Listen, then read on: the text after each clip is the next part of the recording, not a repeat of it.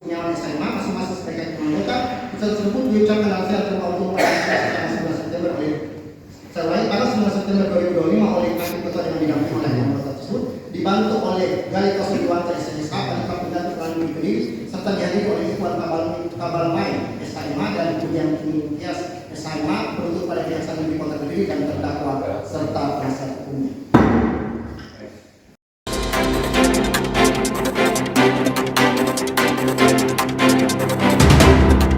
Rahmat Trihartanto, warga Pakel, Tulungagung, terdakwa pembunuhan dengan cara dimutilasi atau dipotong-potong tubuhnya, divonis hukuman penjara seumur hidup oleh Majelis Hakim Pengadilan Negeri, PN, Kota Kediri, Selasa, 9/9/25. Karena dinilai terbukti secara sah dan meyakinkan bahwa dia melakukan pembunuhan secara berencana terhadap korban Uswatun Hasanah, wanita selingkuhannya yang meminta untuk dinikahi.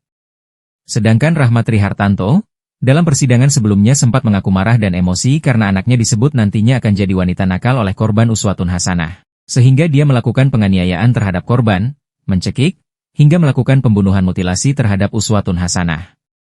Kasus pembunuhan mutilasi ini lebih dikenal sebagai pembunuhan koper merah, karena tubuh korban dipotong-potong kemudian dimasukkan ke koper merah dan sejumlah plastik sebelum dibuang ke berbagai tempat terpisah, jauh dari perkampungan warga yang menyulitkan untuk ditemukan. Vonis yang dijatuhkan majelis hakim ini lebih ringan disebanding tuntutan Jaksa Penuntut Umum, JPU, Iwan Kabalmai SH dan kawan-kawan, yang menuntut hukuman mati terhadap terdakwa Rahmat Trihartanto. Majelis hakim menilai, perbuatan terdakwa direncanakan dan terdakwa sengaja ingin menghabisi nyawa korban.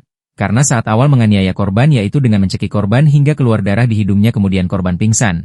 Terdakwa tidak membantu membawa ke rumah sakit atau meminta tolong pada orang lain.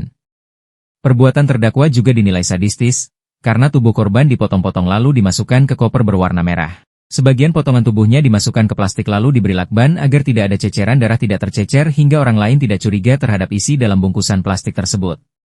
Selain itu, majelis hakim juga menilai tidak ada penyesalan pada diri korban. Sebab, usai melakukan pembunuhan, terdakwa tidak menyerahkan diri ke polisi. Bahkan dia juga sempat melakukan penjualan terhadap mobil korban.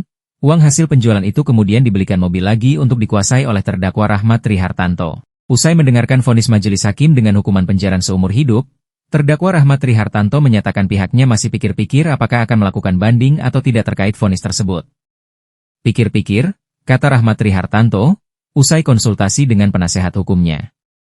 Sementara itu, menanggapi vonis majelis hakim itu, Jaksa Penuntut Umum, JPU, Iwan Kabalmai SH, juga mengatakan pikir-pikir untuk menerima atau banding. Ditemui wartawan usai persidangan, JPU Iwan Kabalmai SH menjelaskan pada pokoknya JPU sependapat dengan pertimbangan majelis hakim dalam mengambil keputusan vonis.